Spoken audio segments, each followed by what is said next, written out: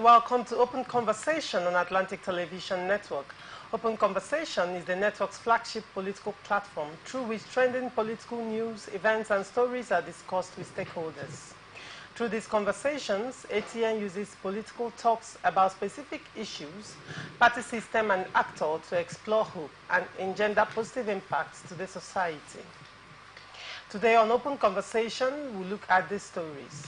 First, Rivers State. Group slams House of Assembly for impeachment threats on governor.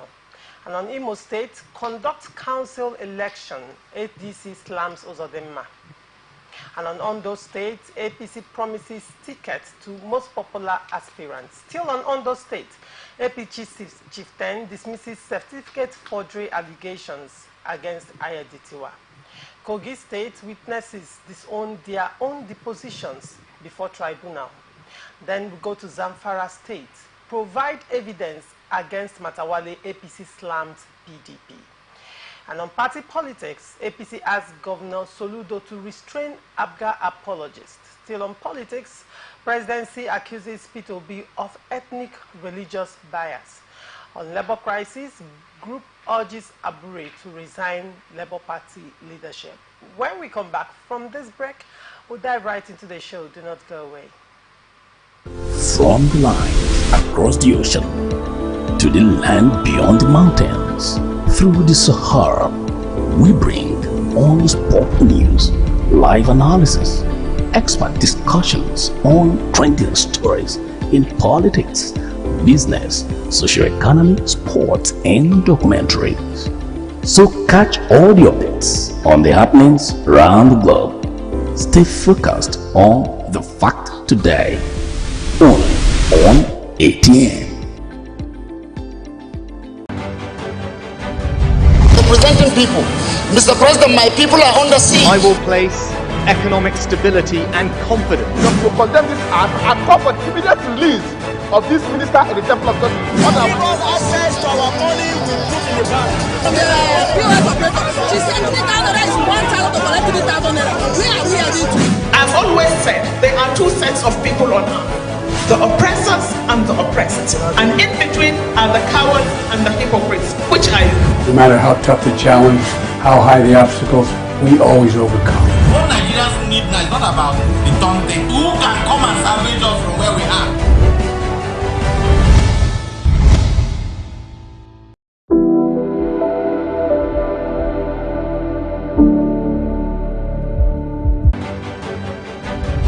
Representing people, Mr. President, my people are under siege. I will place economic stability and confidence. To condemn this act and call for immediate release of this minister in the Temple of God. Give us 3,000 naira is 1,000 to collect. The oppressors and the oppressed. No matter how tough the challenge, The dumb thing. Who can come and salvage us from where we are? Staying with us is still Open Conversation on Atlantic Television Network. With me on the show this morning is Mr. Emi Fieraha, a political analyst. Good morning, Mr. Emi. Good morning, Loresha. It's a pleasure to have you. It's a pleasure sitting with you once more. Always. And on to the story. The African Democratic Congress, ADC, has challenged the governor, Hope Uzodinma of Imo State, to conduct local government elections if he means well for youths and if he also thinks that the All Progressive Congress is popular at the grassroots. The ADC stated this in a statement made available to newsmen by its National Vice Chairman, Southeast, Chilos Godsent.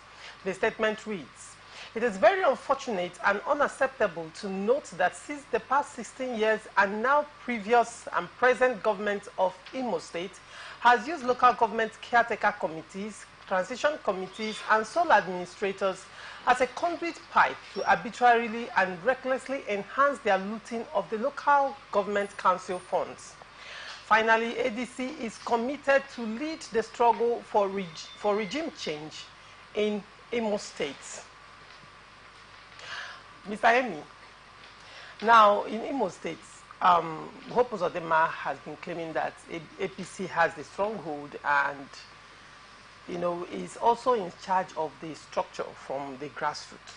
ADC is coming out to challenge him to hold council elections in Imo State and through the elections possibly test the popularity of APC in the state. take on this issue? If you live in a society, most especially a political society, and you decide to live in a mirage, it means you will continue to struggle among your peers. This is Nigeria, and we're talking about politics. And the politics we're talking about is the conduct of local government elections. And I think in the course of Nigeria, since in 2015 till date, if we analyze the conduct of local government elections in Nigeria, I think it's only the former governor, El-Rufai, that we want to give some level of thumbs up. Because when he conducted when he used what they call electronic means to conduct the election, that's where PDP was able to, win by 5 LGAs and some other councillors. But as the tradition, will always be in the course of other political parties, you see that the party in power will always win on elections when local government elections is conducted. We here in Rivers State, go to other states around, it's the incumbent party that will always win all. The winner takes it all syndrome. The winner takes it all. Even the other party will not win one councillor, except it's through the, the benevolence of the incumbent governor that will just want to give 1 or 2, councillors to his friends or people who are pleasing to him. So if ADC is not challenging Governor Hope Uzodimma, who is in charge of the State Electoral Commission, I think ADC must be living in mirage, or probably, maybe I don't know what he wants to do. And if he thinks he is more popular than even the incumbent governor, I think he's really throwing up a very good challenge. And I will urge Hope Uzodimma, with all due respect to him, to quickly arrange, and conduct a council's election, because that is what the law expected of every governor.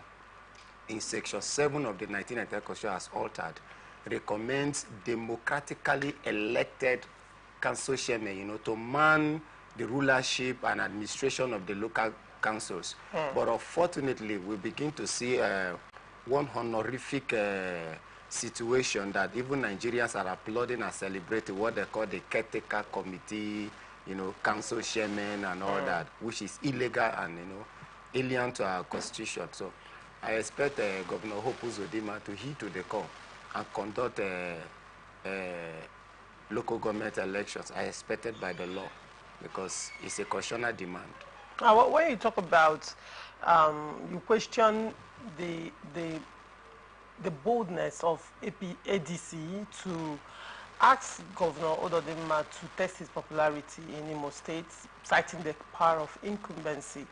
Let's look at the Imo State political ecosystem, with a lot of issues going on in Imo State, starting from issues around civil service, promotions and payment of salaries, down to insecurity in Imo State. And also, do not forget the controversial means by which Governor Uzodimma also came into power in Imo State. There are issues, real-time issues in Imo State, and it appears that if ADC is asking the governor to test his popularity, that goes to show, don't you think, that it could be that the people of Imo State, they are completely disenchanted with the person of Governor Hope Uzodimma. Now, when you look at how elections have happened in Imo State in the past, it has always, been the will of the people. Let's look at Hope, the former governor Hakim, and Rochas Okorocha. At some point, Hakim fell out of favor with the people of Imo State. And Rochas Okorocha, on the other hand, was a philanthropist that was doing a lot of great things in Imo State. And when Rochas Okorocha decided to run for governorship, he became the natural selection of Imo people. And then elections happened, and through one means or the other, Hakim emerged, and the people of Imo State rejected that election. They entered the streets, they protested, and there was a rerun election, and Okorocha emerged the winner in a landslide victory.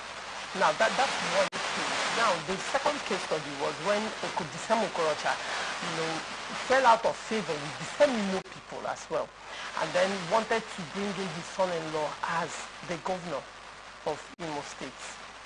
It also played out Imo people rejected him strongly, and it did not stay.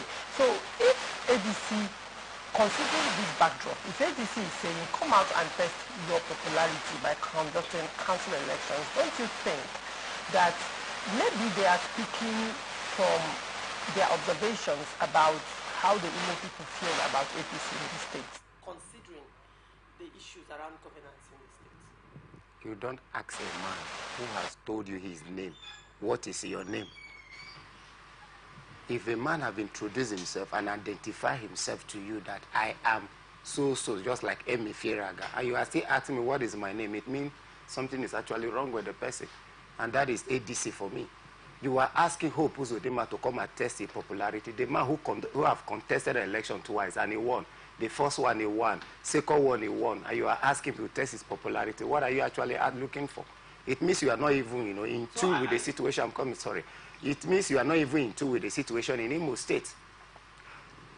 Ohakim was never a governor of Imo State, and is never a governor of Imo State. 1. 2. Hope Uzodinma came into power during his first term through a legitimate means. A means that is recognized by the Constitution. It was the provisions of the Constitution that enthroned Governor Hope Uzodinma as the duly elected governor of Imo State. It's just that some people have refused to live with the truth or even accept the truth. They have this. Oh, sorry, he heard you have. Oh, yes, Ohakim. Yes, Ohakim was the governor. Okay, sorry. Ohakim was the governor, not a Heduha. Sorry, yeah. Thank you for that observation. You see, Governor Hope Uzodinma came into power through legally recognized constitutional means. INEC conducted an election. Hope Uzodinma won. But it's just that some INEC officials who are very, kind of ignorant of the role they are meant to play in an election decided to do otherwise. Under the former Electoral Act, on the day of election, immediately the POs accredit the first person on the queue. INEC has no more power to suspend or cancel that election. The electoral reserves such activity to the exclusivity of the tribunal. But the ignorant electoral officers who represented INEC in that Imo election went ahead to nullify votes that were cast and even subtract some votes from the votes, legitimate vote of Hope Uzodinma, and that was how Hope Uzodinma went to court and presented the fact. Tribunal looked at it without looking at the merit of the case, struck it out. He appealed the same matter to the appeal court. Appeal court looked at it and struck out the matter without even looking at the merit. But when the matter got to Supreme Court now said, no, this is what the man presented as fact. And you, INEC, you lack such power to have done this. You usurp the power of the tribunal. And Supreme Court immediately corrected that action and decided to look into the matter as empowered by the law. And they use what they call simple majority. By simple majority, it means several candidates contested that election, right? And one of them got the highest vote and made the constitutional requirements. By so, the law permits the court to declare the person who scored the highest valid votes. And this was what was done. The votes that were subtracted unlawfully were added and recounted. And at the end, Hope Uzodinma got the legitimate lawful votes from that outcome of the election, and it was declared returned and winner of the election. So there was no controversies. It's just that some people have refused to accept the truth that is before them. So Hope Uzodinma have tested his popularity several times, and he won twice. That means he's popular among the people. In the Southeast, I understand the level of hatred against APC based on certain manipulation from some quarters, and the people fell for it. When the manipulation was going on, the APC were some APC members were so interested in what they can get rather than how they can cement the popularity of the party in the region. And at the end, some people got, manipulated, and the hatred was so obvious against APC. But the hatred doesn't mean that Igbo sons and daughters are not winning the election under the platform of APC. It's just that when it comes to national elections, they will style APC as a northern party and even a Muslim party. And the majority of the people from the East will want to, to reject such a candidacy, but not with their own sons and daughters. Hope Uzodinma won. There are people who won assembly elections, people who won federal assembly elections, and Hope Uzodinma won under the platform of APC twice. So why are you asking the same man who has identified himself with the people, someone the people have accepted and voted for him, you say he should come and test the popularity? It means you are not in tune with the political happenings in the state. Although I understand this is politics. In politics, every party will want to pose themselves as if they are on ground. Even a party that is formed today will tell you that they are in charge of the politics in that area. They are on ground. They will win, conduct an election. Oh, we will disgrace you.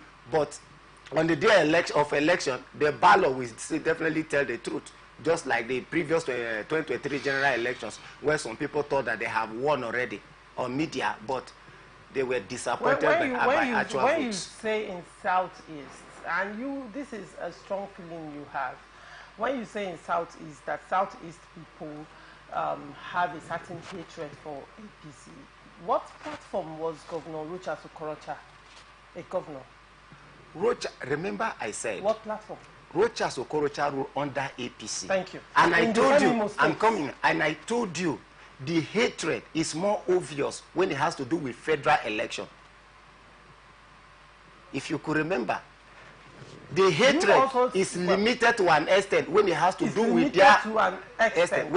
with their own sons and daughter, because Hope Uzodinma is from the state. Rochas Okorocha is from Imo State. So it is about Rochas Okorocha, an Igbo son, against another Igbo that's son. Also scored 0 at APC primary. That is primary and the national convention. I'm just because when you that is primary and the national convention that even Igbo sons and daughters who are members of the APC did not vote for him. Okay, now still talking on Imo State ecosystem, I have told you about, I've given you instances about the kind of persons Imo people are when it comes to politics, and how they are very strong-minded about who they vote for. Now, if ADC, like I said, is saying, come and test your popularity, I've also cited issues, serious issues in Imo State around governance that you also did not address. And I have said, if ADC is saying, even though I know from, perhaps ADC is not a strong force, it's not a strong opposition at all right now in Imo State. But however, for ADC to come out to say that, probably because Ihe Johan is joining them, and that's to a large extent the few is giving them some impetus. But however, having seen the nature of the Imo people and how politics plays out in Imo State, do you think, I'll still ask that question, that if Rochas Okorocha, Hope Uzodinma should conduct council elections, APC will take the day? If you say yes, and the heartbeat of the Imo people is saying different things. Now, you also talked about power of incumbency. I'm bringing out this issue so you can marry them. If power of incumbency is going to hold sway over the will of the people, how is that democratic? I didn't postulate that the power of incumbency will override or surpass the interests of the people or the will of the people. Okay. The people in APC, the people in ADC, the people in Labour, the people in PDP are all Imolites. They are all sons and daughters of Imo. They are brothers, they are in-laws, they are friends. A friend will vote for a friend, a brother vote for a brother, sister vote for a sister, and the rest of it. You see, at the time when we have much insecurity in Imo State, that was proud the second tenure of Governor Hope Uzodinma. The insecurity situation in Imo State was something that no Imolite, not even any Nigeria, will pray to ever witness again. But during that period, APC and Hope Uzodinma went into that election and still won the election. In other words, they were very rich of these issues that you just raised. There was issue of insecurity. There was issue of dilapidated roads, yes, dilapidated schools, payment of workers' salaries and the rest of it, and several other issues. And yet, Hope Uzodinma went into that election. Remember, Joe Ajaero disguised himself under labor union and went to Imo State to propagate a political coup against Governor Hope Uzodinma and the APC. Unfortunately, despite all the propagation, the antics that he portrayed, Hope Uzodinma still emerged the winner of that gubernatorial elections. That is to tell you that the man is popular, that the man enjoys the will of Imolites. All right. So when you are asking him to come and test his popularity, I will ask, what is on the hand? Does he need a mirror to look at it again? He don't need a mirror because it's already there. So I am telling ADC, yes, promote yourself, market yourself in the manner in which other politicians and political parties have been doing. Overprice yourself is allowed, it's politics. But the real votes, we tell who is actually on ground and who is not on ground. All right. Do not go away. When we come back from this break, we'll look at Rivers State and the saga going on in the House of Assembly. From the line across the ocean to the land beyond the mountains, through the Sahara, we bring all the sport news, live analysis, expert discussions on trending stories in politics, business, socio-economy, sports, and documentaries. So catch all the updates on the happenings around the globe. Stay focused on the fact today. Only on ATN. Representing people. Mr. President, my people are under siege. I will place economic stability and confidence. To condemn this act and call for the immediate release of this minister in the Temple of Justice. Access to our money we put in the bank. The POS operator, she said 3,000 is 1,000 to collect 3,000 naira. Where are we heading to? I've always said there are two sets of people on earth, the oppressors and the oppressed. And in between are the cowards and the hypocrites, which are you. No matter how tough the challenge, how high the obstacles, we always overcome. What Nigerians need now is not about the Tonte. Who can come and salvage us from where we are?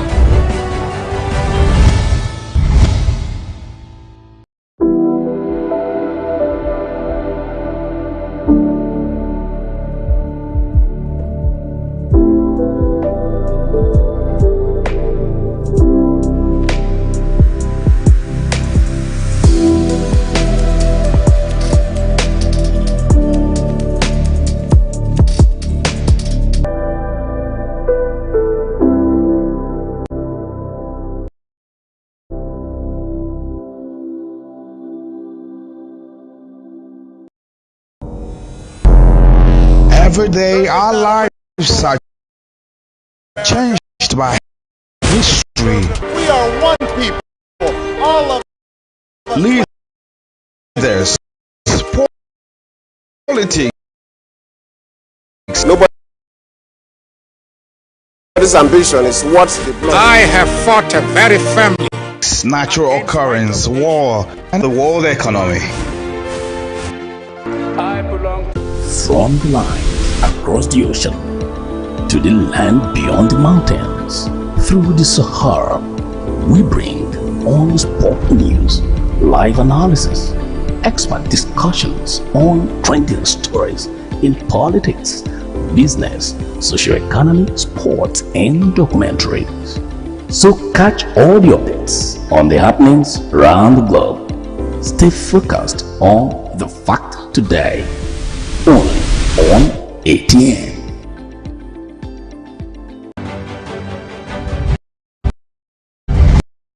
Representing people. Mr. President, my people are under siege. I will place economic stability and confidence. to condemn this act and call for the immediate release of this minister in the temple of justice. Give us access to our money we put in the bank. The POS operator, she said 3,000 naira is 1,000 to collect 3,000 naira. Where are we heading to? I've always said there are two sets of people on earth, the oppressors and the oppressed. And in between are the cowards and the hypocrites, which are you? No matter how tough the challenge, how high the obstacles, we always overcome. What Nigerians need now is not about the taunting. Who can come and salvage us from where we are?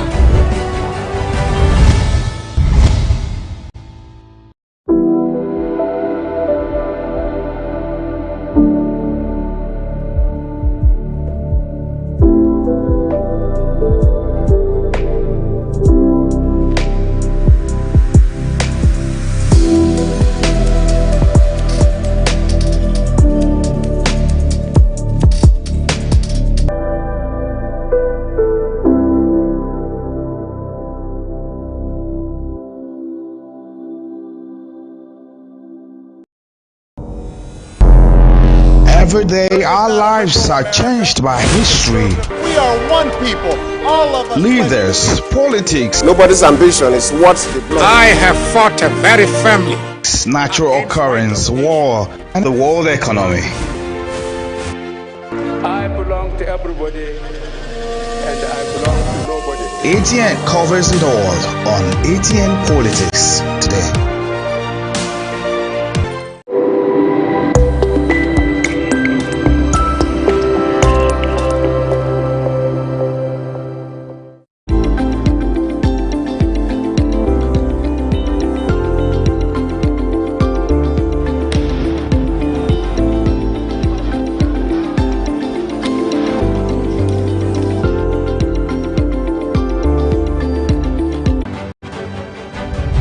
Representing people.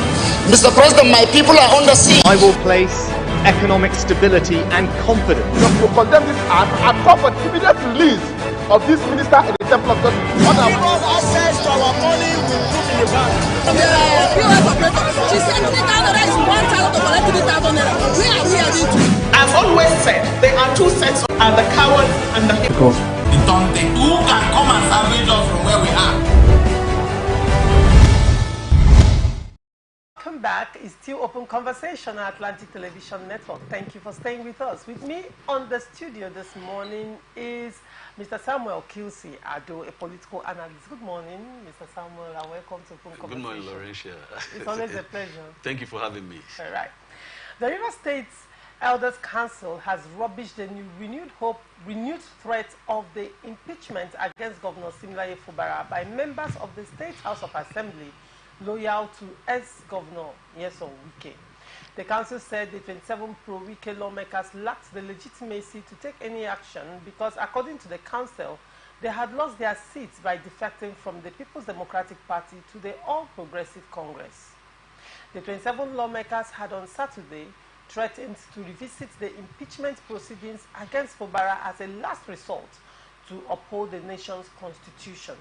The renewed impeachment threats came in the wake of a press briefing in Port Harcourt last week by a former PDP national chairman, Prince Uche Secondus, and members of the PDP River State Presidential Campaign Council, where they declared support for Fubara and heavily knocked Wike, warning Tinubu to be wary of the Minister of the Federal Capital Territory.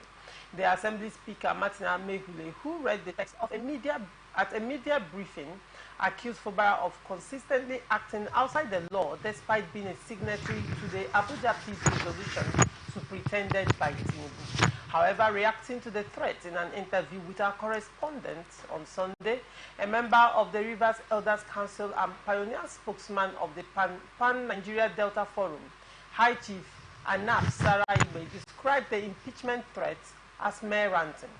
Sarah Igbe noted that the lawsuits challenging the legitimacy of the pro-Wike lawmakers was pending before the Court of Appeal. Let me start with you, Mr. Eni. What is your take on this current debacle, this crisis in River State over the alleged impeachment of the governor by the River State House of Assembly? What do you think? I think this political imbroglio in Rivers State seems not to have a near end. What I will say now is that I have more respect for everybody, all Rivers people, and the country Nigeria. And those who have made their opinion, I think they might be right in their own conscience and in their own eyes. But unfortunately, we are talking about situation in a constitutional democracy. All right. In a constitutional democracy, what matters is what the law says. It's not what Emmy says or what elders of Rivers Council or council elders or whatever style that side says. It's what the law says. The law is the conscience of the state. Okay. The law is the conscience of the society.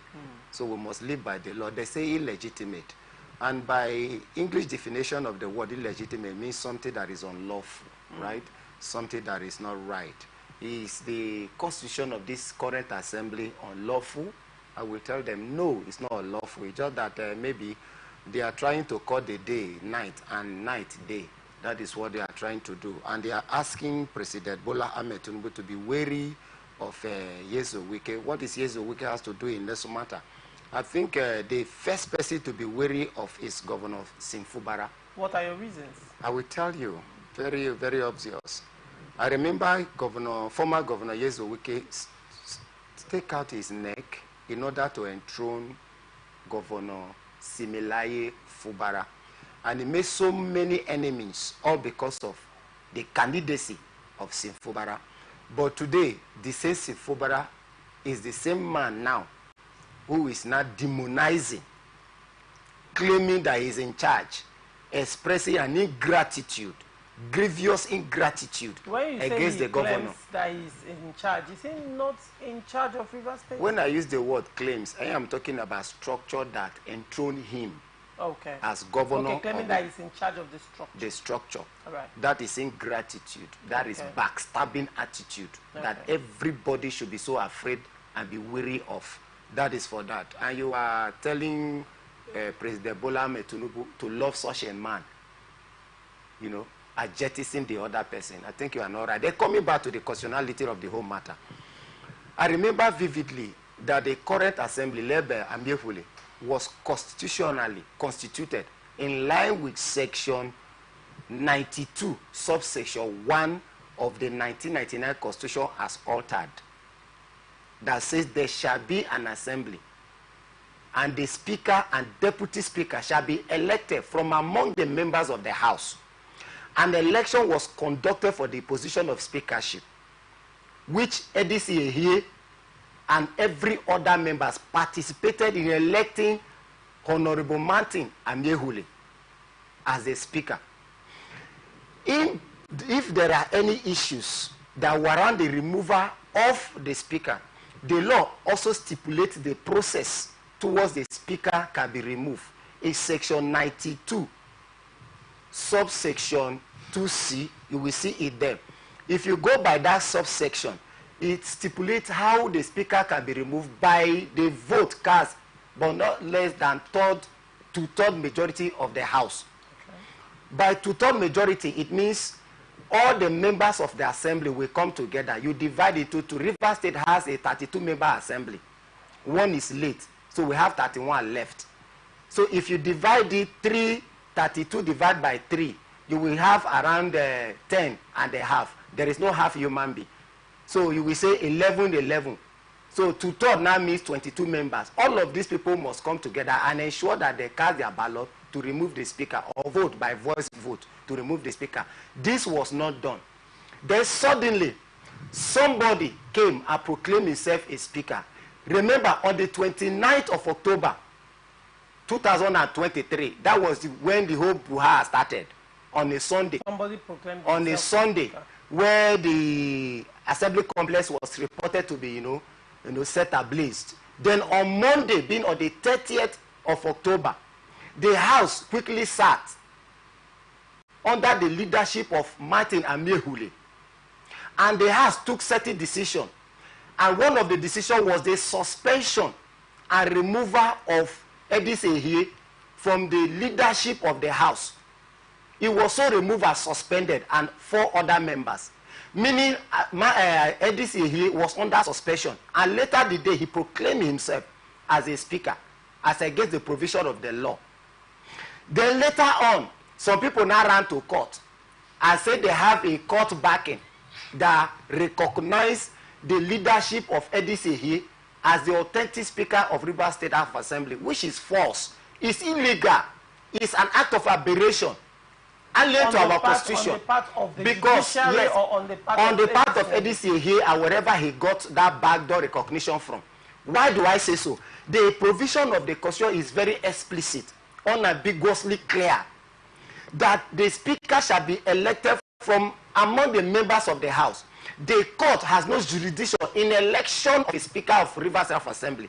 So the court cannot elect a speaker for a House of Assembly in Nigeria.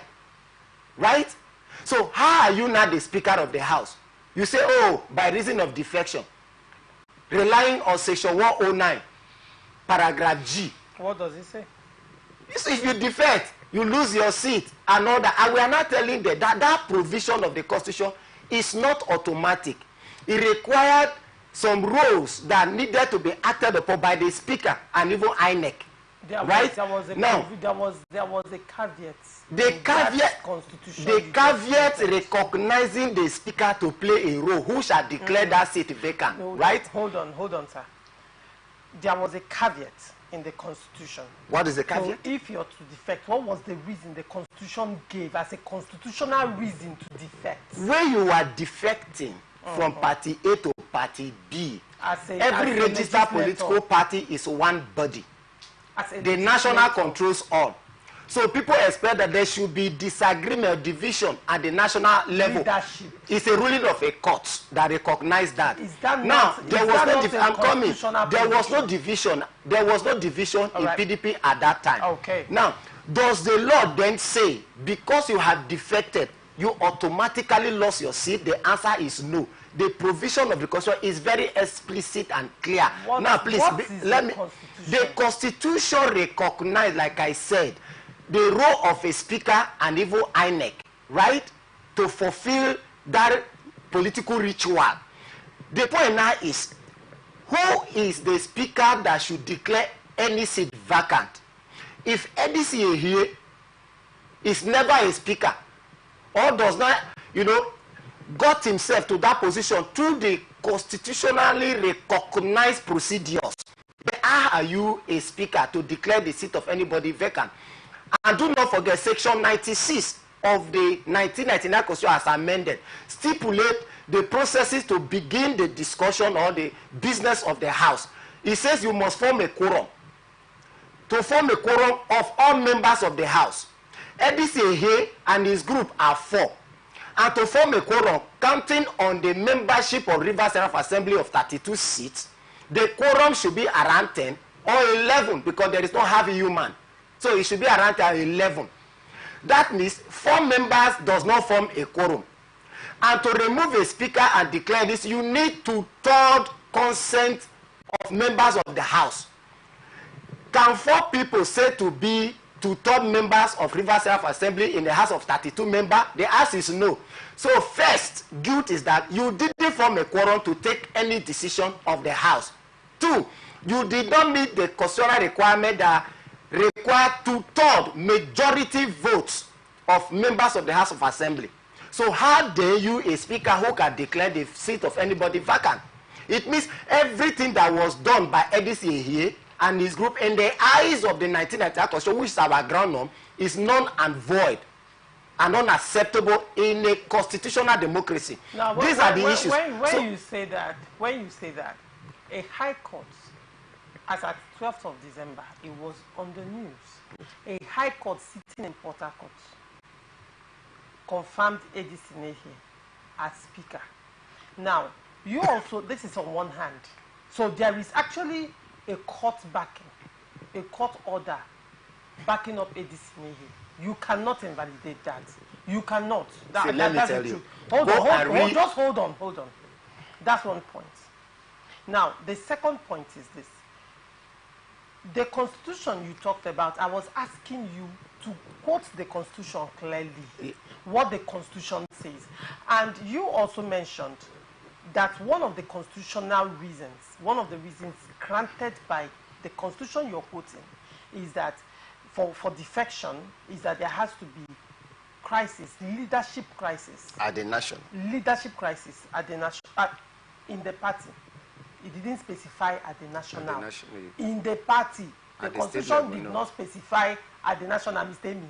Okay, now. So now, there was no leadership crisis in PDP at the time. And these lawmakers defected. Now, you are also saying there is a role that the speaker has to play in declaring these seats vacant, correct? Yes. Now, one of the persons that defected is the Speaker of the House as at the time of defection. Yes. Are you telling me and Nigerians, Mr. Amy, yes, that the Speaker who defected will play a role in declaring his own seat vacant? Can I ask you one question as I answer you? After the conduct of the March 18 gubernatorial election in Rivers State, the matter went to court, to tribunal, from tribunal to appeal to Supreme Court, right? The APC candidate went to court, the Labour Party candidate went to court, another political party went to court, challenging the victory and the emergence of Governor Fubara, right? Can I ask you that during the period the matter was in court, does it mean that Governor Fubara was never a governor of Rivers State? Please answer. Governor Fubara is still the governor of Rivers State. Even when the matter was in court? Of course. Good. Even if when the matter was in court, Governor Fubara remains the governor. And now you said a court backed some people, and some people, elders in council or council in elders, I don't know how to style them, who said they are in court challenging the legitimacy of the seat of those lawmakers. The matter is in court, and they are not telling you that their seat is illegitimate. They are actually legitimate. I'm coming. Hold on now. There is also another speaker. Can you hold on? I'm coming. Was there another speaker? Can you hold on? Can you hold on? The people now who are telling you that they are in court, therefore the seat of these people is illegitimate. They are actually illegitimate. Also, I tell you, Governor Fubara was ever an illegitimate governor when his matter was in court. That is double standard, number one. Then two, I read the provision of the Constitution, or I cited it. Section 92, subsection 1, does not recognize the court as participant to electing a Speaker of Assembly, number one. And the so-called judgment or court ruling that Edisi here and his group are relying on, read thoroughly, does not recognize Edisi here as Speaker. It was the propagation, I'm coming, it was the propagation of that group who tried to mislead and derail the fact that proclaimed that the court enthroned Edisi here as Speaker, which is false by the judgment of that court. Are you saying that is number two? I want to understand. Then number three. Hold on, I need clarification on what you just said. Yes, go ahead. Are you saying that the judgment of that court never happened? It was a propaganda. See, it was. Or are you saying that that judgment was an aberration of the law? It was a restraint to maintain status quo, as declared by the court. I'm coming. As declared by the court. You cannot disqualify one. I am not disqualifying anyone. Was there two judgments, Mr. Emi? These two judgments. One actually as it stands. The Martin Amehule. Not to parade himself. To maintain status quo, while the other one was recognized it is and the other one even bars Martin Amehule from parading himself and his group as Speaker. That is the one. I wanted you to acknowledge that there are two courts. The other one even saw in some way favor Martin Amehule. This one is the one that favors Edisi here that I'm citing. Okay. Is the one I'm citing. The one that bars Martin Amehule from parading himself as Speaker and the rest. Right? But that pronouncement did not explicitly recognize Edisi here as a Speaker. But Edisi here and his group decided to propagate that message in order to, to mislead the innocent public that the court recognized him. They recognize him as a Speaker, which is not true, number one. Then two, when you make reference to a court ruling, there is also another court ruling that happened in January, Abuja Federal High Court, presided over by James Omotosho, that actually recognized Martin Amehule as the authentic speaker of the Rivers State Assembly, and even nullify every activities that are so undertaken by Edis group, including the so-called document they call budget. Now the point now is they mark the prayers were different, right? Okay. And this prayer recognized this expressly, unambiguously recognized Martin Amaewhule as the duly elected speaker there was also of the Rivers. Judgment. So now it is an issue. I am coming. I'm coming. That there is area I don't want to delve into because the matter is in court. No, I don't want to look at their prayers. Right now, so if you follow the provisions of the law, according to section 1 something of the 1999 Constitution, that the Constitution shall have binding force on all authorities are passing throughout the Federation of Nigeria. Edis here and his group are persons in Nigeria. The authority we are talking about, which is the speakership of Rivers State Assembly, is an authority in Nigeria. They are under the Constitution of the Federal Republic. And the Constitution recognizes the processes through which a speaker can emerge. Right? Now, talking about issue of crisis, Rivers State is not alone in Nigeria. In June in 2022, prior to the general elections of 2023, a situation like this happened at the national level and state level in Kebbi State, where we had 11 members of the National and State Assembly from Kebbi State who defected from the ruling All Progressive Congress to the People Democratic Party. One of such persons who defected was the leader of the Senate by the name Yahaya Abdullahi, who represents Kebbi North, and also Senator Adamu Aliero, who represented Kebbi Central, and other federal lawmakers and state assembly legislators. All of this defected from APC to the PDP. PDP were rejoicing, celebrated that defection. Ahmed Lawan, who was the then Senate president, read the letter of defection at the plenary and recognized such action as a big loss to the APC family. Being the Senate president, who has the power to so declare, he didn't declare their seat vacant. Adamu Aliero and Yahaya Abdullahi served their tenure and completed their tenure without losing their seat as Rivers politicians and some elders in council and council in elders. I'm coming. Because I'm not propagating. I'm coming. Because that unconstitutionality happened in other places. It's not unconstitutionality. You know why? It's not unconstitutionality. It happened because a civilized mind knows that there are processes that lead to one losing a seat, which is the authentic speaker or the Senate must do so. Ahmed Lawan was the authentic Senate president. He didn't declare their seat vacant, right? So what I'm trying to say here now is that Section 109, paragraph G is not automatic. What does it because say? it did not declare their seat vacant. It means they remain members of the assembly and serve their tenure until the completion of that administration, right? But in Rivers State, the elders in council or council in elders, or whatever style they title themselves, are not telling you that by the virtue of that defection, these people have lost their seat automatically. And I'm not telling you that no. That situation, there was no crisis in APC at the national level. There was no issue of division. There was no tussle for leadership in APC. When they defected, which means the reason they defected, was that they were disenchanted by the character of the then governor in the state. Kebbi State is an APC state. So they were so disenchanted.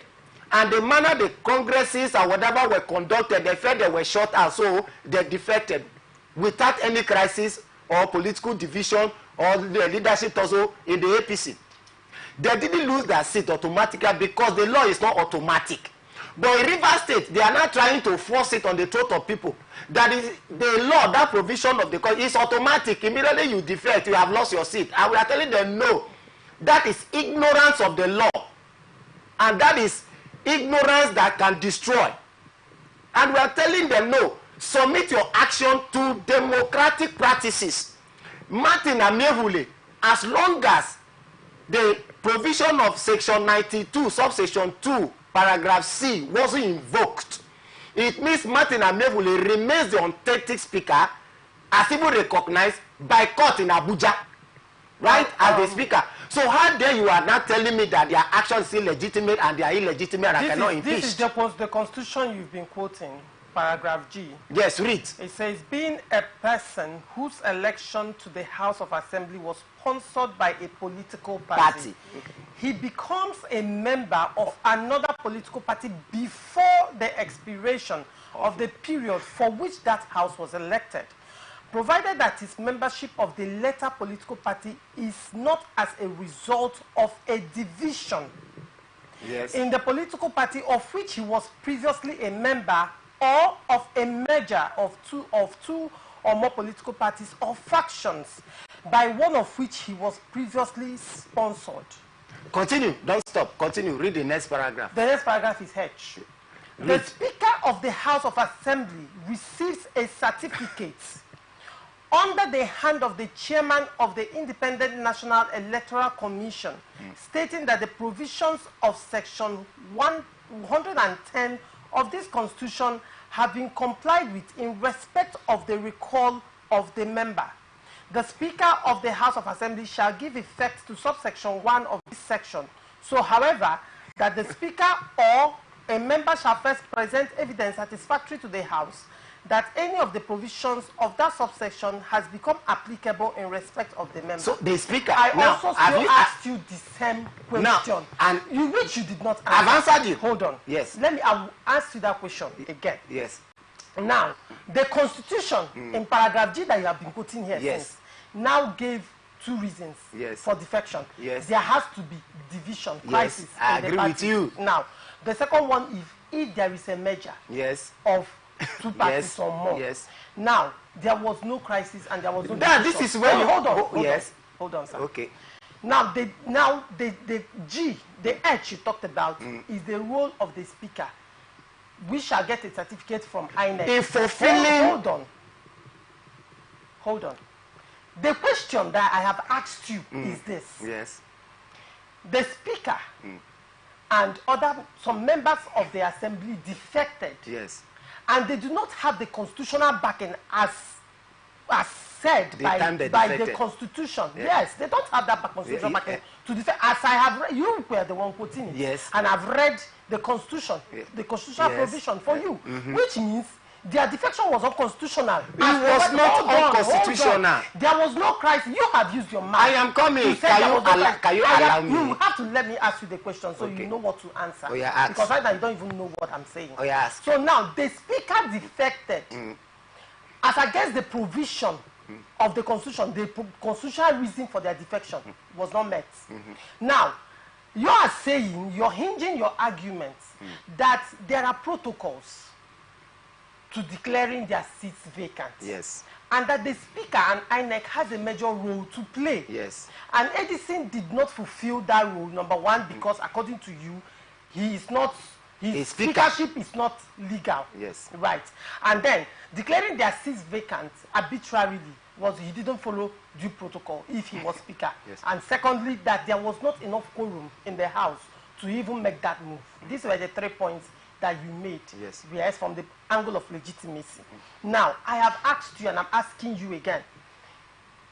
The Speaker has a role to play in declaring the seats vacant. That's good. Now, it is the Speaker that has defected. Yes. Will the Speaker declare his own seats vacant? Good question. Now, if the Speaker who defected, right, is the one concerned in the matter, right? Yes. And he has not declared his own seat vacant, so why is he not a member of the Assembly? So who removed him? So nobody can remove him then? That is what I'm trying to make you to understand. So nobody can remove him? I'm coming. Okay, let me just one sentence. Just one sentence. Just one sentence now. Just one sentence now. Okay. If the person that is concerned in the matter is the Speaker who have defected, and he has not declared his seat vacant, and you are now saying that he's not a member of the House or he's not a Speaker, then where are you coming from to say that he's not a member? Mr. Me, I need your take on this whole thing. Okay, Mr. Sam, actually. Sorry, Mr. Samuel. Let me start by saying this. I'm not a lawyer. Yes. Yeah, and Mr. Emmy seems to be very versed in the Constitution. matters that have to do with the Constitution and all that. But let me say this. I like to say, you see, when you talk about in participatory democracy, the law rules. Now, the law rules in participatory democracy, and that is what constitutionalism is. Constitutionalism means that there has to be separation of powers.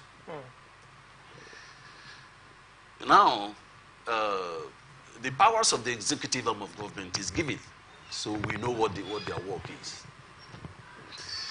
The powers of this legislative arm of government is given. We know what their powers are, what they do. Now, if I were to just talk with my brother also, I say, what is the role of the judicial arm of government? But let me just say this. They have the constitutional duty to interpret the law. In this case, you think the law has been interpreted? No, I think what my brother has been trying to do is to subsume the powers of the judiciary. How so? I'll tell you. The man who is speaker, legally constituted house, yes, defected with some of his colleagues. There is something that the Speaker of the House, there is a precedence that should involve the Speaker of the House, yes, and INEC. But the man who is supposed to be Speaker have defected. Now, the question ordinarily would be this. If we allow that to continue, I don't want to go into details for now. If we allow that to continue, won't there be crisis? There will be crisis. Don't we have crisis in Rivers? No, we have crisis. I'm coming. There will be constitutional crisis. Okay. Why? Because the man has defected. The provision of the Constitution says if you defect from that party, and the Constitution gives conditions under which you can defect. Now, those conditions are not there, so those conditions have not been fulfilled. But you have defected. And it is also you that have the power to do certain things, the precedents given by the Constitution. What will happen is that the court will step in. And that is what the judicial arm of government... That's what has happened in Edison Eye's case.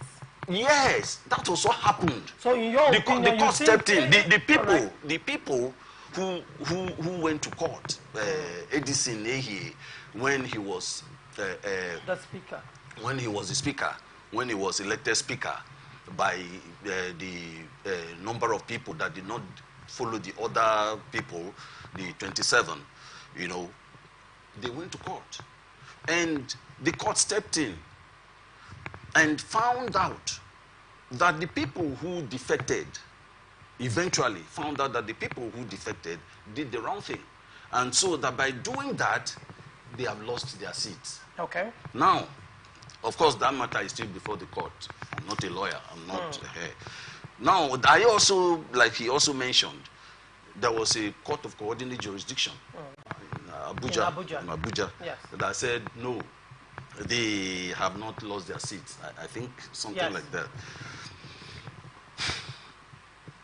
Now, that is what the court will resolve. And you know how the court is going to resolve that? If the matter goes to appeal, which is a court of higher jurisdiction, they will resolve it. If they are not able to resolve it, they have to go to Supreme Court. But I'm coming.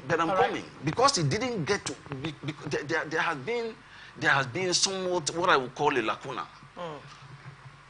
In the midst of all this, something happened. All this back and forth, something happened. And at the end of the day, the President of the Federal Republic felt, no, it would be too early in the day to have this kind of crisis, and stepped in. Okay, before we get to the peace part, I want to look at Edison Eye, the legality of Edison Eye. Now, Edison Eye was confirmed as speaker by a court in Port Harcourt. Now, the law provides that there is a step or there are procedures to declaring seats vacant and making it effective. Okay. Now, Edison Ehe did not go to INEC. He arbitrarily declared their seats vacant. Now, does that make their seat, does that particular declaration make, is it valid?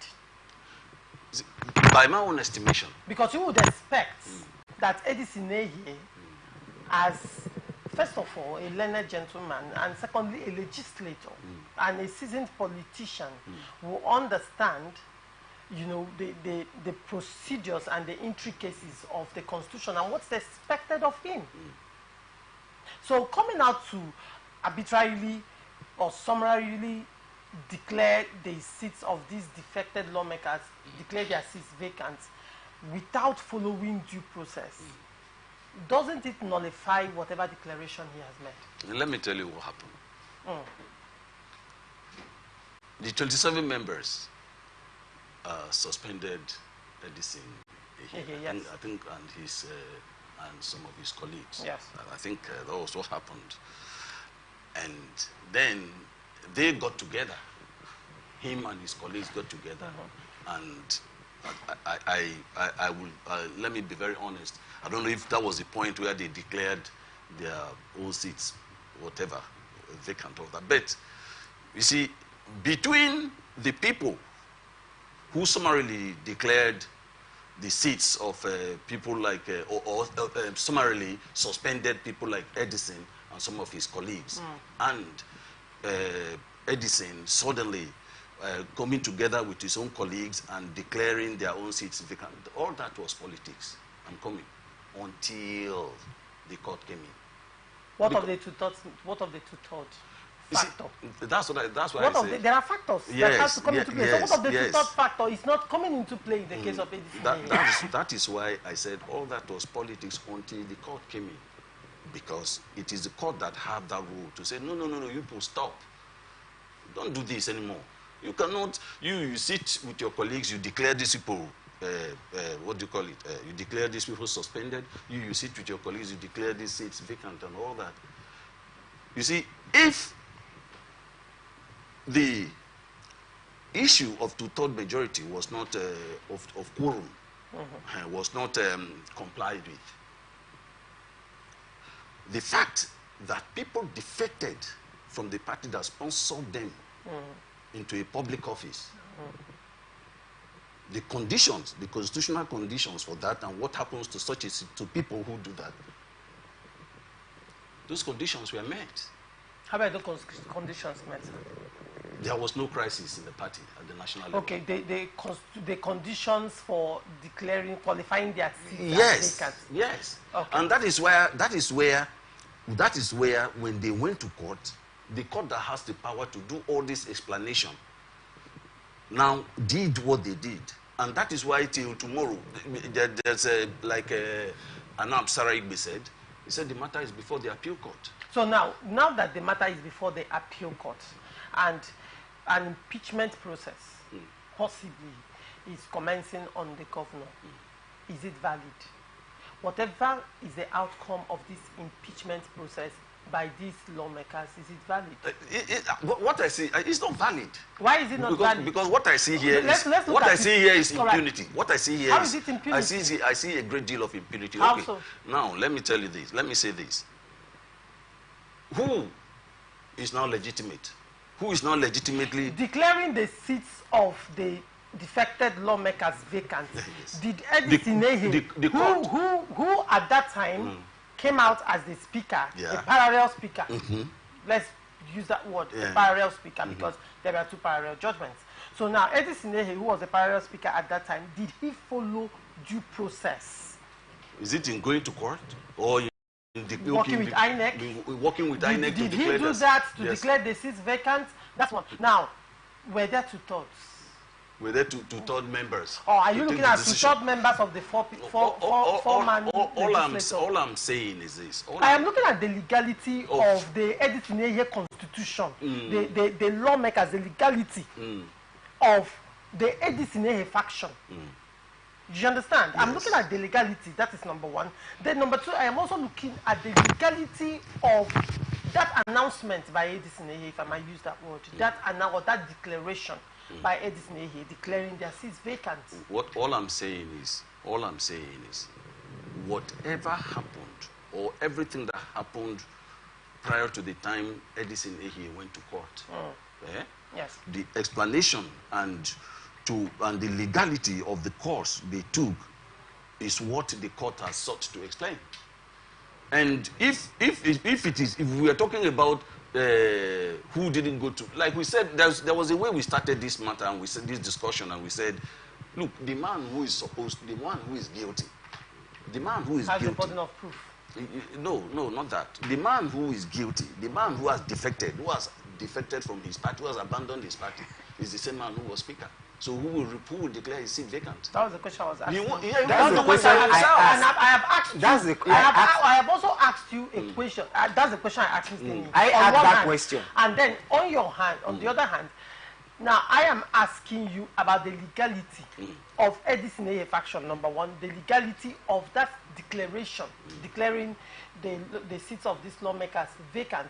Now, when you look at it, it appears to be a quagmire on both sides. That was why I told you there was going to be a crisis. A quagmire. That is why one of the reasons. That is why the court has stepped. That is why the court has stepped. One of the reasons again for this impeachment process is the peace pact, as mentioned.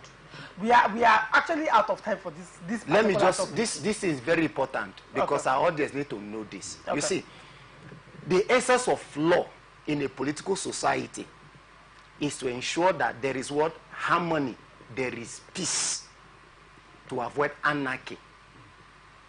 Right? The law stipulates action that are prohibited and action that are acceptable. The manner you must carry out your action are all stipulated in the law. And October 29, that was where the assembly was, but October 30, 2023, the assembly now sat of 27 members, meaning they formed quorum. They had a two-thirds majority resolution of the House. Number one, to remove Edison Ehe as a leader. Two, they suspended him that day. Then it was later day of the day that Edison Ehe now proclaimed himself as a speaker. Meanwhile, Section 92 says all members shall participate in electing the speaker, and you must form quorum before you can take certain decisions. But then I'm coming. No, the speaker. This is what I wanted to correct. Right. By then, the speaker has not defected. Martin Amehule and his group have not defected. At a time, Edison Ehe declared himself speaker. They have not defected. The issue from the court came around on the 12th of December, like I've mentioned. on the 12th of December 2023, and I am talking about the event that happened October 30th. It means therefore Edison Ehe was under suspension. Number one, himself and his group, Victor from Bonny and the rest of them, there were about 4. They were under suspension when he declared himself a speaker. Illegitimacy number one. Then number two, you did not form quorum to even do whatever thing you do. You did not do any election. That is illegitimacy number 2. Then number 3, the provision of the law defines the jurisdiction of every court, be it High Court, Magistrate Court, Supreme Court, and all that. And the law did not include the court as participant to electing a speaker or deputy speaker in assembly. So when a speaker defects, the speaker now this is whatever the issue of the legislator. That's true. As it stands now, whatever thing anybody will want to say is to appeal to the National Assembly to tinker with the provision of that constitution and include a situation like this, because as it stands, nobody has removed Martin Amehule from his position based on the recommended procedure of the law. We are talking about constitutional democracy. Nobody has removed the constitutional democracy that you're talking about. The law now we are going back and forth. No, not back and forth now. If you say somebody defected, and the constitution recognize that person to play certain role, and the person has not declared his seat vacant, so how is that person an illegitimate occupant of that seat? That is where the go for an amendment to capture such a situation. So Martin Amehule remained a valid speaker of Riverside Assembly. Mr. Emmy, like I said, the speaker defected. and defected unconstitutionally as provided by Nigerian Constitution. And because there are procedures to removal or declaring seats vacant, which were not met, because he cannot declare his seat that vacant. means that is a lacuna, a vacuum that needs to be taken care of in subsequent amendments. Hold on, don't speak over me. That was probably the lacuna that Eddie Sinehi took advantage of. And when you can't take advantage of illegality. I have asked, there is illegality, you need to get this. There is illegality on the part of the defected lawmakers. There is illegality on the part of Eddie Sinehi. It has been made clear from the constitution we have been quoting since. But we are out of time. It's not illegality, it's a vacuum. And do not forget, the court have also struck out their matter. That is why they are in appeal today. Those who are calling Eddie Sinehi, Martin, illegal, the court has struck out their matter. Come back, we'll look at all those states. Do not go away.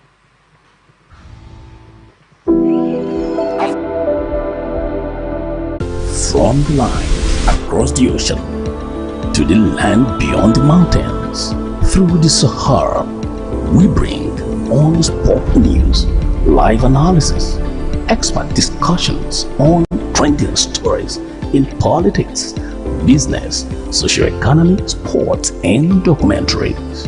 So catch all the updates on the happenings around the globe. Stay focused on the fact today, only on ATN. Representing people. Mr. President, my people are under siege. I will place economic stability and confidence. You condemn this act and call for the immediate release of this minister in the Temple of Justice. Give us access to our money we put in the bank. POS operator, she said 3,000 naira is 1,000 to collect 3,000 naira. Where are we heading to? I've always said there are two sets of people on earth, the oppressors and the oppressed. And in between are the cowards and the hypocrites, which are you. No matter how tough the challenge, how high the obstacles, we always overcome. What Nigerians need now is not about the taunting. Who can come and salvage us from where we are?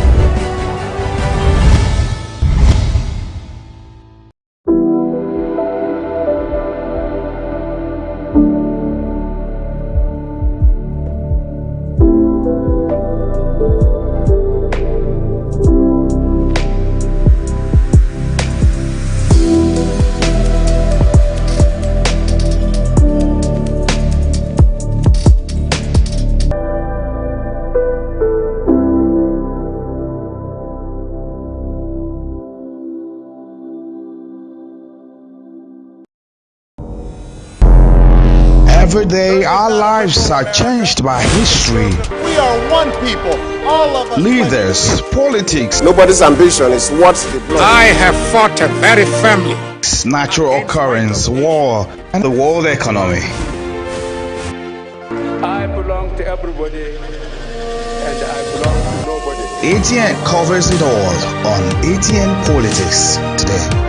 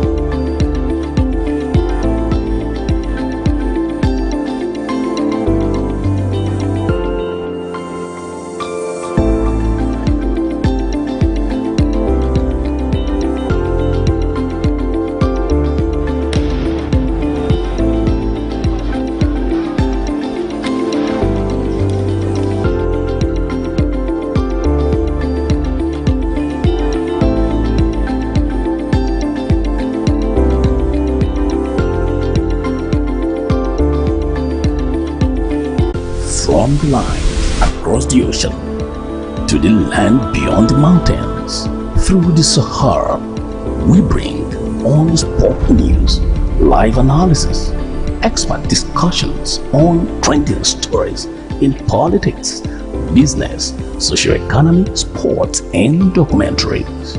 So catch all the updates on the happenings around the globe. Stay focused on The Fact Today, only on ATM. Representing people. Mr. President, my people are under siege. I will place economic stability and confidence.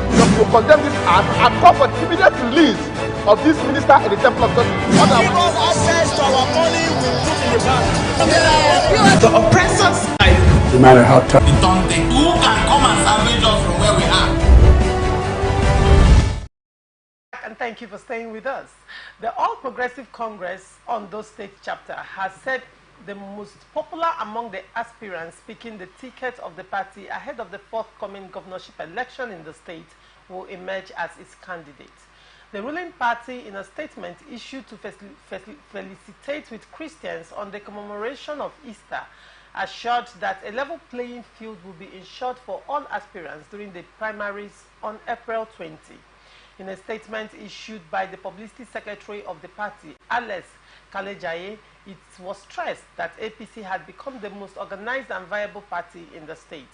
While appealing to the aspirants to avoid utterances that could heat up the polity ahead of the primaries, he commended the loyalty and commitment of the APC leaders and members in the state towards the party. Mr. Emi, now you are not unaware of the issues that has happened in Ondo State, starting from the late Akeredolu down to his demise, and then the emergence of Ayaditiwa, and also the complaints of some of the disgruntled members within the party in the state. Now, Ondo State, APC in Ondo State is coming out to say that they will give tickets to the most popular aspirants. What do you understand by that statement when they say most popular? And what do you think the implication of that statement would be on the aspiration of Ayaditiwa to be the governor of Ondo State? Political parties are set up to win an election and to form government. And in the plural states, where you have a multi-party system, every political party will try to analyze the venues or the means through which they can clinch power and fund the government of the day. But APC is aging on. For the political scientists, what they recommended, or there are certain factors they look at are recommended that will enable the political party to win an election. Number one, the party itself, which will be the platform through which the candidate will vie the interests of the party. How spread is that political party? How strong is that political party in the area concerned? So APC have seen that, yes, they are on ground. In fact, they are the incumbent party administering the affairs of Ondo State. And they are not telling you, because we are the incumbent party, that doesn't mean that we will hand our ticket to anybody. We will try to, to screen this candidate and make a thorough check and see anyone that is the most popular among them will not be our flag bearer. It is expected of them. Okay. Because the number two factor for a political party to win an election is the popularity of the candidate, the person in question. How accepted is the person? What are the political clouds of the person? Can this person galvanize votes for us? Can this person bring this vote that will give us the victory at the pool? So you look at all of these things and put them on the table. And APC and I say, yes, we will look at all the candidates. The one that has the highest popularity among them will represent us at the pool. I don't think it's a bad thing.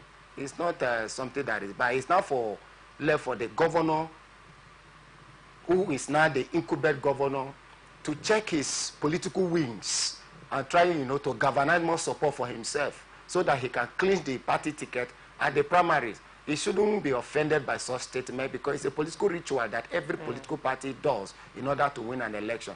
So it's not out of place. All right. Now, Mr. Samuel, do you think Ayaditiwa is marketable to Ondo people?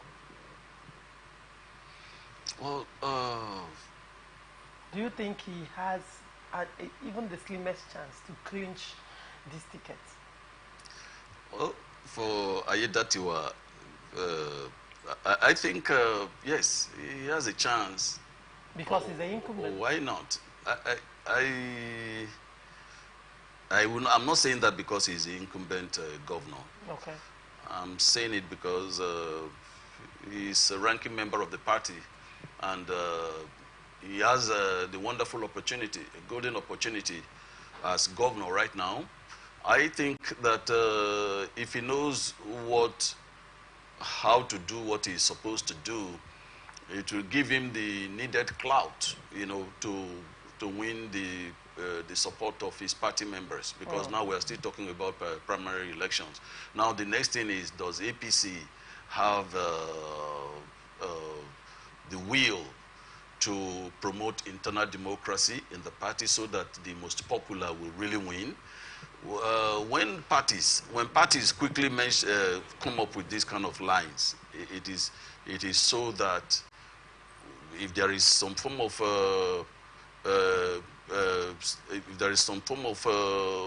do I put it? If whatever they do or whatever they come up with, the line will be, oh, you know, now we told you people that the most popular candidate will win, and now this is a choice of the people. And maybe he wasn't really popular because he is the choice of the party hierarchy or certain powers that be. They say, oh, you see now, he's the most popular. So if APC, you know, will have the will to promote internal democracy in their party, and they are talking like this, well, one will be hopeful, not for Ayedatiwa himself, but for anyone who will be part of this exercise. I think that it is only good for Ondo State, for APC, to do something that will justify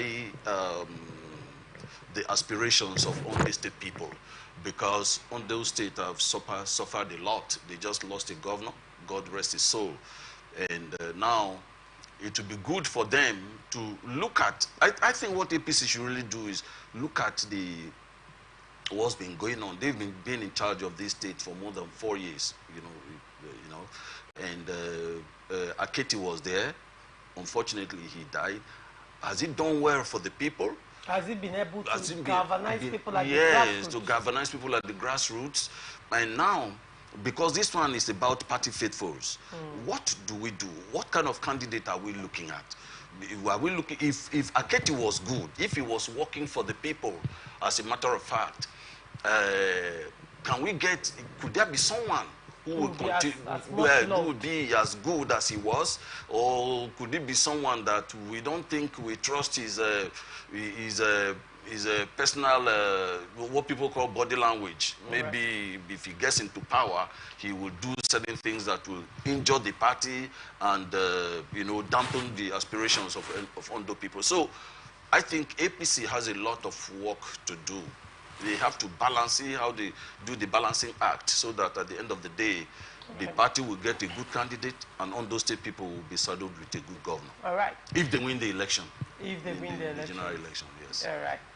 Melodrama continued at the Kogi Election Petition Tribunal sitting in Abuja on Monday, as some witnesses disowned their own depositions before the panel.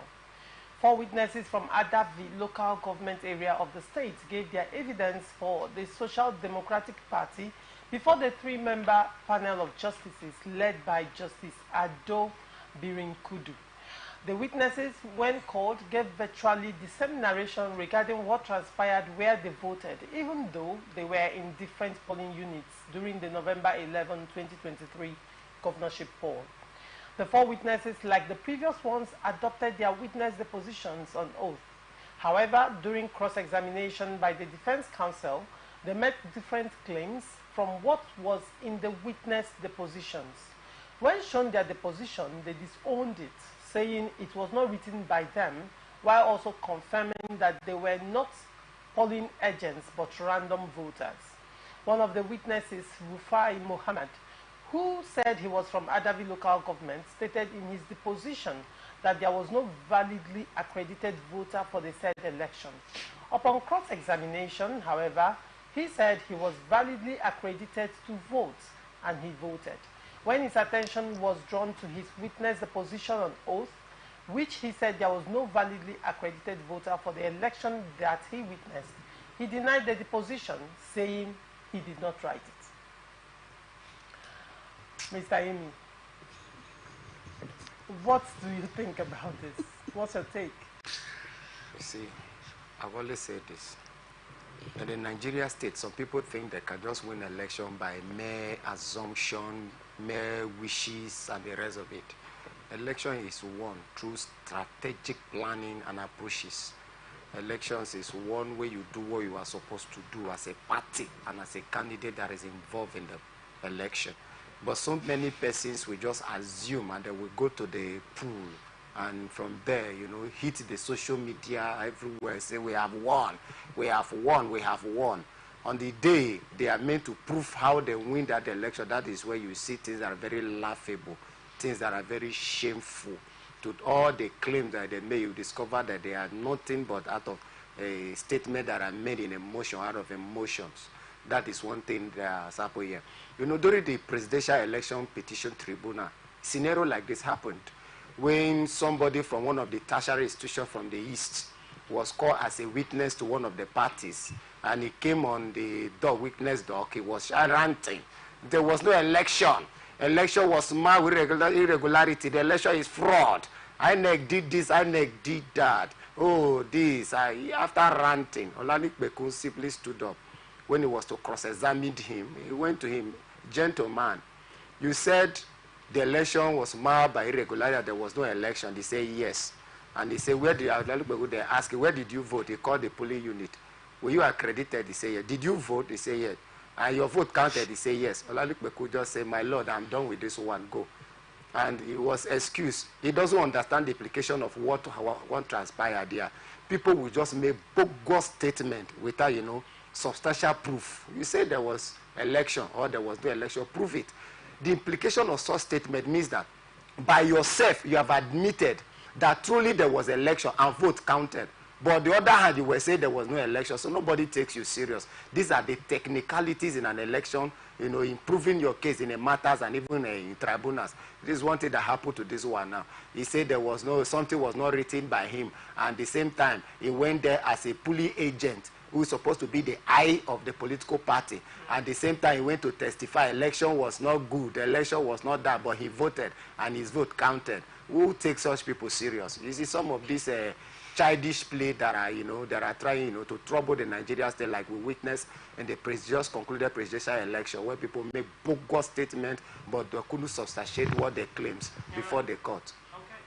Now, Mr. Samuel, prior to this particular drama that happened, you know, SDP has come out to accuse the other political party of attacking their witnesses before the tribunal. Could this be a case of intimidation? Could these witnesses be changing their statements out of fear? Well, it's in Kogi State, right? Well,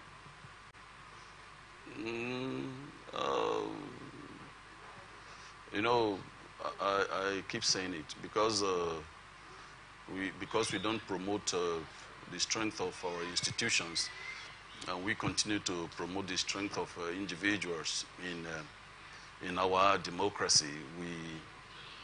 We keep seeing things, and people make claims. Just like my brother said, it is funny, for instance, that someone will say there was no election. This written deposit or this written deposition was not done by me. And then they ask him a simple question. Did you vote? Yes. Were you accredited? He said yes. And your vote counted? He said yes. That's two parallel lines that cannot meet. Now, but that does not foreclose certain important issues that we have to look at in a country like ours. Yes, things like intimidation, it happens. People get intimidated, it happens. And most times some of this intimidation comes from the party perhaps that has the upper hand. Yeah, because they don't want anything to happen to, maybe if there are some gains they feel that's been recorded by them in the election and all that.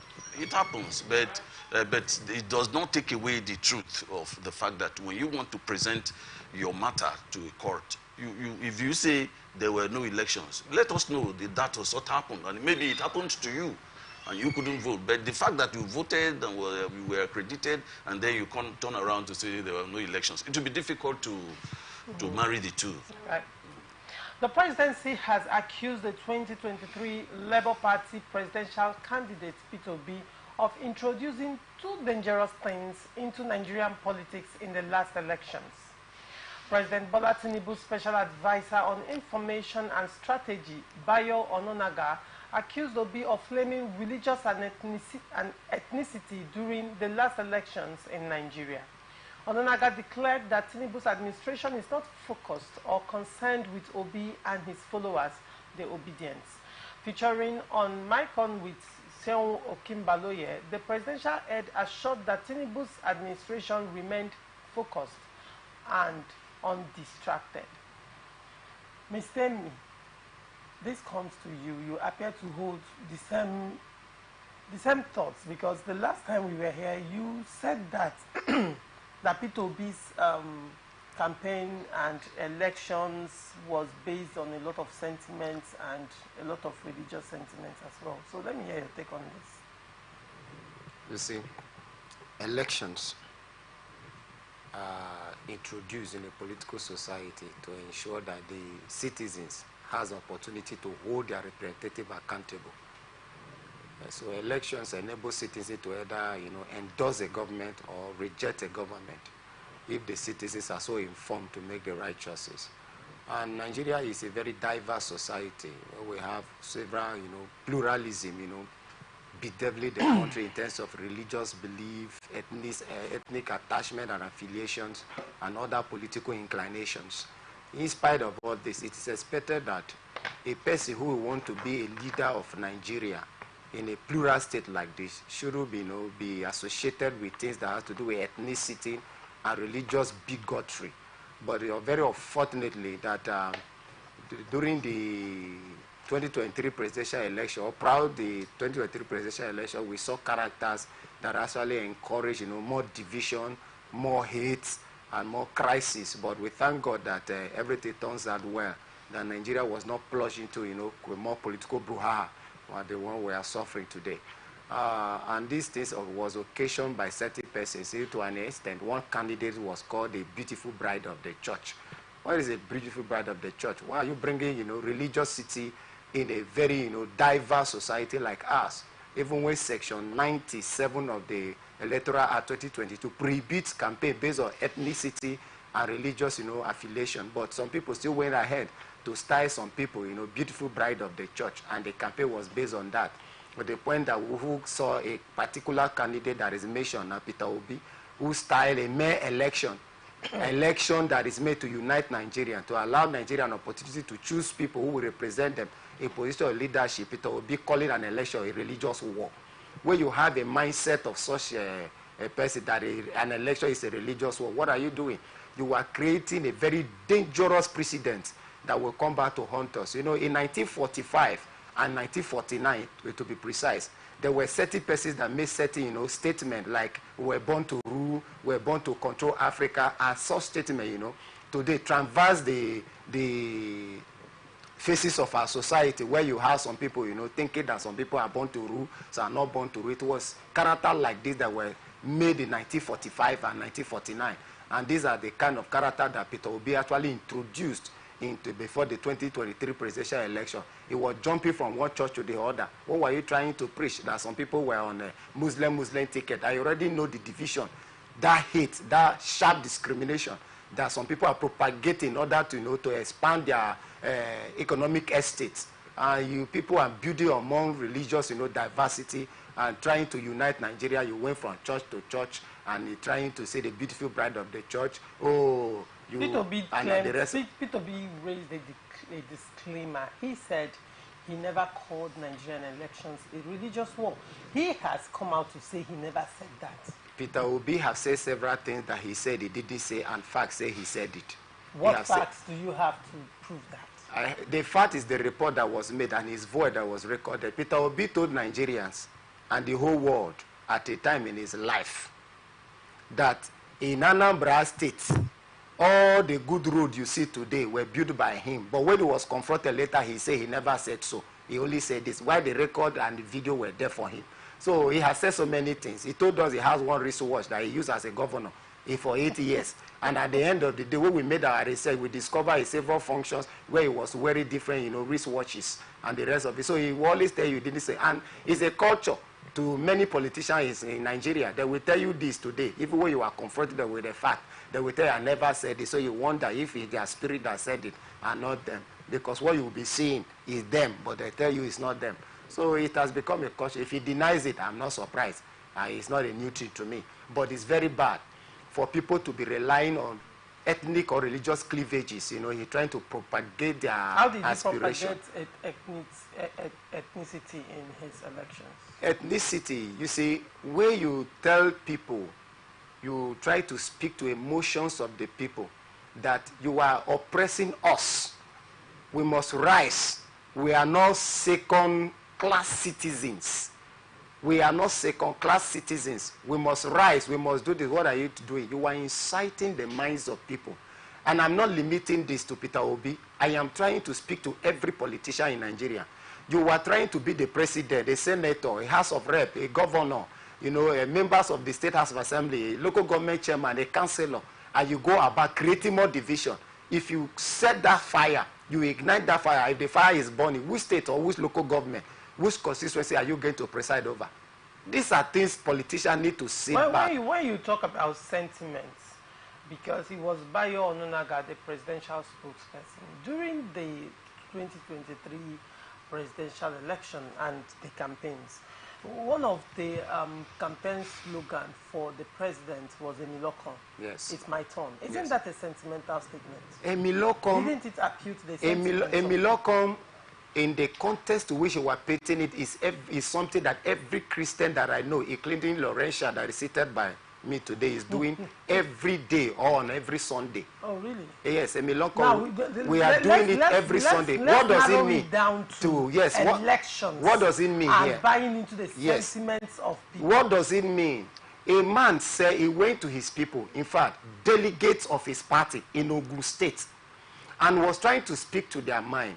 That my people see, Osinbajo is one of you. Faleke is one of the sons of Yorubas. I helped Osinbajo. I supported Faleke. I have supported this. I have supported that. And even Abiodun, that is your governor today, I supported him to become the governor of the state. And now it is my turn to be supported because I have supported other people to achieve their political aspiration. What is wrong in that? Okay, what is wrong with that? It's my turn to be supported. Now, let me come down to that. Wasn't that a sentimental statement trying to make his people to understand that it's Emilokon? See, that's one. You said what is wrong in that, in talking to his people to support him, whipping up sentiments and showing, the things he has done to support other sons of the Yoruba land. Now, in the same breath, you said Peter Obi told the people of the Southeast, the Igbos, that how long will you be neglected? How long will you be marginalized? Blah, blah, and all of that he has said. It is the turn of the Southeast to bring out a president. How is that different from Emilokon? Let me mark. Isn't that hold on. Isn't that the Emilokon of the Southeast? It's different from the one of the How Southwest. is that different? No. Is Emilokon, but let me call you ask me a question, let me just answer before okay. Yes, it's a question you ask me. See, the difference now is this. When I say I go to church, just like every one of us, we do every day. If not be me, who else God go bless? It's a song we sing, very selfish song that Christians sang. If we sing it every day, That is a miracle. If not be me, who else God will bless? You are saying it's my turn. Every blessing must be me, right? And you make your prayers, presenting your requests, your reasons before God and the rest of it in song, right? And the man now is nice appealing to the mind. Say, this is, I have done this, I have supported this.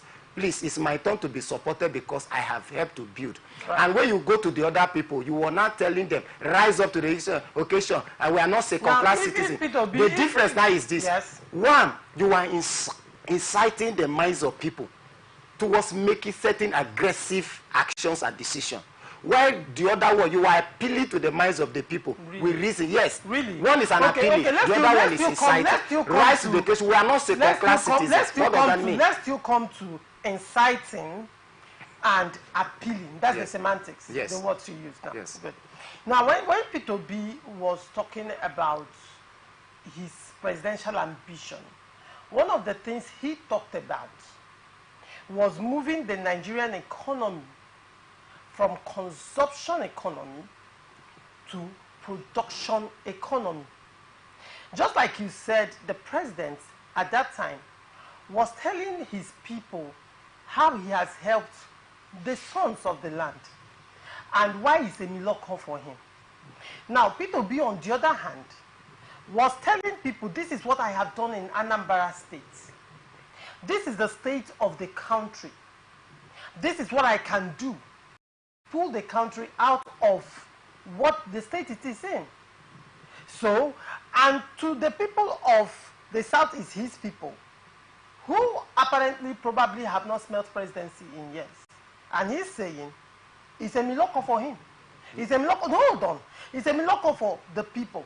Now, you said, it's a miracle, a miracle. On one side, it is appealing. On the other side, it's inciting. During the elections, did the Igbos, by the statement of Peter B, attack any ethnicity?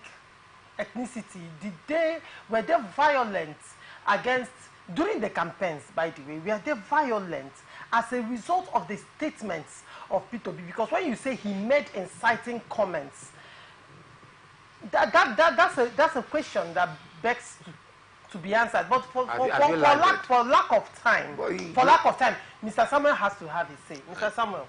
Thank you, Laurentia. I think there is something that's going on. The APC is afraid of Peter Obi. I'm not a member of the Labour Party. That? I will tell you why. I mean, I'm not a member of the Labour Party. Now, the APC, they are in mortal fear of Peter Obi. Why? Is because Peter Obi came up from a somewhat obscure background, so to say, politically. And if he had remained in the PDP, a lot of people will have the impression that because it is the People's Democratic Party, one of the biggest, the largest political parties in the country, that's why he is doing well, or he has done well, you know, at least to the extent to which he did it. But he came from a somewhat obscure background, and that has rattled the APC. When the president of the Federal Republic said what he said about Temiloko, there was nobody in Nigeria. And I like Mr. Ami's very intelligent twist he put onto that stuff. It's a very smart one. The president at the time, Chief Bola Ahmed Tinubu, he didn't mean to say, I have supported, what do you call it? Go and check the tape. I'm coming, sir. I'm not saying he didn't say it. So why is he intelligent at that? No, I'm not saying he didn't say it. I'm only saying that, look, the president was giving to the impression to Yoruba people that, look, it is my turn. To Yoruba people? Yes, it is my turn. That's what he was saying. If it is about incitement, the political party that have incited people in this country is the APC. Why would you say that? I will say it. Your reasons, please. Yes, the president, Buhari, who just left office, he was the one who first told his Muslim gathering that, look, why are we allowing them? If we take our numbers in the north and bring it together with that of our brethren in the West, we are more than the Christians. So there is no reason why we cannot always win against them. That was inciting. That was telling his people. That was a religious. That's to whip up sentiment religiously. He so did whip up sentiment in that. When they say P2B said elections, even though he disclaimed it, what would you call that? I'm coming.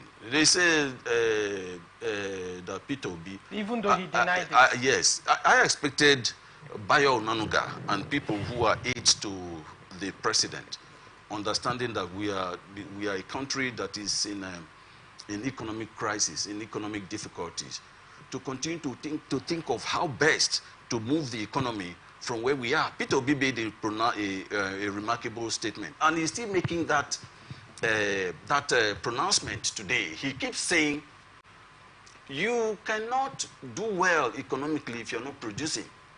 And what I expect the president and the country to think of is how to move Nigeria from a consumer nation to a nation that is producing. You understand? A producer nation. But they are not addressing that. That's what I expect them to address. Okay. And there are several indices that point to the fact that we are not producing. And that's the more reason why things are the way they are with us. They are not looking at that. We expect them to look at that. I listened to someone who made a statement recently. He said, look, we are not saying that the president cannot go ahead and do palliatives and do, to help the people. He said it is good. He said, but we are thinking that more and more, what we should be thinking about is how to rev up production. And they started talking about some of the things they are willing to do. I think it's a private organization. I'm sorry I didn't really get their details. They talked about land that they have acquired and how they intend to rev up agricultural production. And so that's what I expect a presidential spokesperson to talk about. And that's why I like, somehow, I like what Ajuri Gelale is doing. I think he's vast in his work. Whatever it is politics, but he knows his work out of. He is the only person who have projected the president to let Nigerians know that he is doing his best to lift Nigeria out of the state that we are right now. Okay. Mr. Min. Please. All right. You asked a question the other time. I tell you, Peter Obi campaign on what he will do. The same way Bola Ahmed Tinubu was telling Nigeria and this is how Lagos is, and this is what we intend to do. But the difference now is this. Okay. When you begin to speak to the minds of people, to awaken them on ethnic and religious sentiment, we are crazy when it comes to religious. We are very crazy people. We don't joke with it. We are ready to kill, to maim. Now, to do that. You are saying so what I'm trying to, what I'm religious war. You cannot quote that because P2B has come out to that say, is the same thing. I never said that. He never, you can't he never said that. Now, that when we are speaking to Nigerians, Bola Ahmed about what he will do. Kind of person, you see. We are looking at ethnicity. Ethnicity. You see, by special grace of God. By special grace of God. That's a very strong this is what you concluded by saying that if there are any situation where people, acted in view of that statement, and that is. If you said he made statements that was inciting, I now said, during the campaign season, was there any time there was violence as a result of a statement from people doing campaign? You see, because when you say something is inciting, it means that it triggered violence. Can you allow me to put this? Please. The minds of a man is like a sponge. When informations enter a filter, so the information bends the minds in the way the information was to go. Okay. You see, I tell you, I wanted to transverse through Anambra, my way coming. I have said this thing before. We were stopped by good Samaritans who asked us to remove every signal, everything that has to do with whatever party, if we have them on us, that we can pass through this place safely if we have anything that look like APC on us or anything that the other party on us, we will be beaten mercilessly. That was, and we complied with, we removed everything, including people from Igbo. I remember when Enugu guy was wearing this shackles cap that has this semblance of Bola Ahmed Tinubu Destiny. The man has to remove it and pocket this from Enugu State. This was the situation I saw. And I tell you, everything emanated on the day of the election, where a polling unit that is situated at St. Teresa Catholic Church, an elder who is from the state, an indigene of that locality, came out to cast his ballot. He was denied.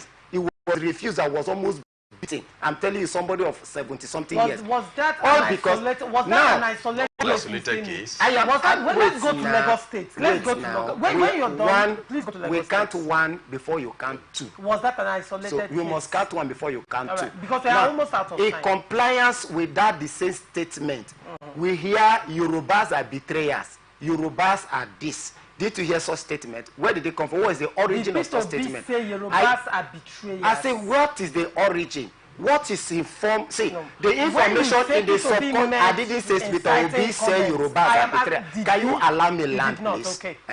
I didn't say Peter Obi say Yorubas are. I say you have you heard that statement where people are saying, some people say Yorubas are betrayers. It was as a result of the information that were fed in the subconscious minds of certain persons, and they held on to it that it was supposed to be them. Now Bola Ahmed Tinubu is a Yoruba son coming to contest in that election. It's a betrayal to them.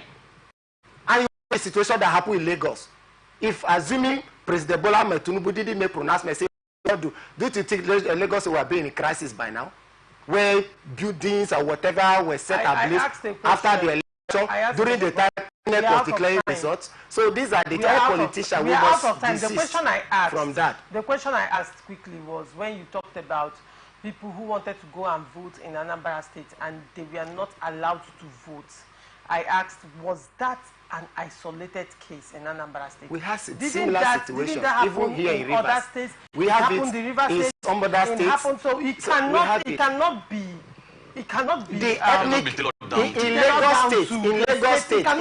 Lagos State is better. Lagos State is better. It cannot be tailored down. Lagos State is better because the non-indigenous were allowed to vote. That was why you see even the opposition winning the son of the soil in Lagos. But in Anambra, 99.1% of the vote went one place. You cannot be tailored, just like in the because north, no other person were allowed to vote. In the north and in other states.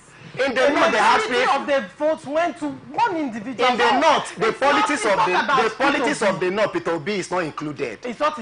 Go and make your research. It's not included. How do you appoint a Labour Party chairman in Sokoto to be a woman and the state an Igbo woman to chair Labour Party in Sokoto and expect to win election in such a state? Mr. Emmy, when you say in the politics of the north, Labour Party is not included, which means the north voted for a northerner, isn't that ethnicity? They voted for Ahmed Tinubu. I even do not agree with him. So it cannot be. The point is, it cannot be. The candidate wasn't sellable. Isn't sellable in the north. That is what it means. To an inciting comment by P2B. That's what I was trying to let you know. But then, this is where we wrap it up on this episode of Open Conversation. Thank you so much, Mr. Amy, for coming. Open Conversation. It's always an interesting time with you, honestly. It's a pleasure. Thank you very much. And thank you so much, Mr. Samuel, for coming on Open Conversation. Thank you so much. It's a pleasure. Thank you, Laurentia. Thank you, Laurentia. You can always follow us up and catch up with us on all our social handles. Facebook and YouTube, Atlantic Television Network. Instagram and TikTok, Atlantic TV Network 1. Twitter, Atlantic TV Net. Watch us live on our website, www.atlanticnetwork.tv. Do not forget, peace and unity are the pathways to progress. Thank you for watching. I am Ogu Laurentia Choma. Transition News comes up next. Don't go away.